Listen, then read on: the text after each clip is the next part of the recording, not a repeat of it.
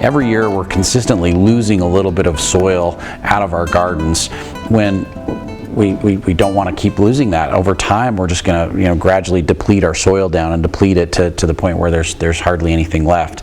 And so each year we have to add some soil or some basic elements that are going to turn into soil back into our garden, or else our garden's just going to gradually get depleted over time, and our garden's not going to grow very well. So the best time to do that is in the fall. So fall is really prime time for adding organic matter back into your garden. And when I say organic matter, we're talking about a lot of different materials, and there's a very crucial balance that we want to reach when we're adding organic matter to our garden, and that's called the carbon to nitrogen ratio. Carbon is all the brown dry stuff, so leaves that have come off the trees that are brown or yellow. In the fall we rake up all those leaves and put them into the garden. They're high in carbon. Straw, wood shavings, sawdust, anything that is brown and dry has lost all of its nitrogen value, and so it's really high in carbon. So if you go and you get compost from the landfill, and it's created from mostly wood-based products, they've taken branches and shredded those and then composted those. It's really high in carbon. So there's a lot of sources of carbon, but we want that high carbon to put that soil, to put that carbon back into the soil, because that's really the basis for the best garden soil is that high carbon. And so you take all those materials, and we're going to use about 4 parts carbon and 1 part nitrogen, and the nitrogen is all the wet green stuff. So green fresh grass clippings that you just took off the garden, high in nitrogen. Most of your manures are higher in nitrogen.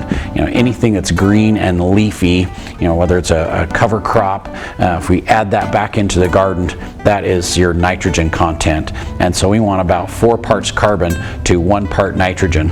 And by adding all this organic matter in the fall, you can do larger quantities, anywhere between 2 to 4 inches of a variety of different materials. That's really the critical component to this, is to use a variety of different materials. If you use all of the same thing, it's going to cause problems. If you put 4 inches of manure out there, it's going to cause problems in your garden. If you put 4 inches of wood shavings out there in your garden, it's going to deplete the nitrogen out of the soil as it decomposes, and nothing's going to grow. So the key is to use a variety of different materials and make sure you reach that proper balance between carbon and nitrogen. So you could do an inch of leaves, you could do some dried grass clippings, you could do some compost from the landfill, you can do peat moss. Those are all high in carbon, but then make sure you add your nitrogen as well too. So what we want is 2 to 4 inches of organic matter, a variety of different materials, maybe 3 or 4 different materials, and then add nitrogen to it. Sometimes it might be just a commercial fertilizer is going to be your best source of nitrogen.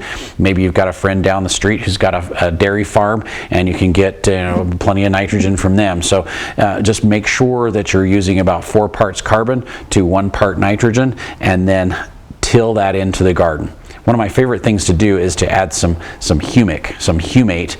That humate is full of microbes and microorganisms that will speed up that decomposition process. It'll break down all that carbon and free up the nutrient, make it available to your plants faster than it would all by itself. So once we get our 3 to 4 inches of organic matter out there, put the humate on, and you're using about 1 pound over 100 square feet. Broadcast that on, and with the nitrogen we're using about 4 to 6 pounds per 1,000 square feet. Broadcast that on, and then till that all in. And by working that into the soil, we're basically making our own compost pile out there. It's going to speed up that decomposition and break all that organic matter down and turn it into soil for the next spring. So fall's the best time to do it. We want to use fall. You can do it in the spring, you just can't use as much material. So instead of doing 3 to 4 inches of organic matter in the fall, in the spring you can only do about 1. Otherwise you're walking through manure all summer long, because it takes months for that stuff to break down. But first thing, add that material on in the fall is the best time to do it. Add 3 to 4 inches of your organic matter. Make sure and add the nitrogen, add the humate. work that into the soil, and what's going to happen is Mother Nature is going to work her magic over the winter time, decompose all that organic matter, and it's going to build your soil back up. It's going to add nutrient value to your soil and really break up clay, do a lot of great things to condition the soil that you've got already, and it will really improve your garden for the next growing season.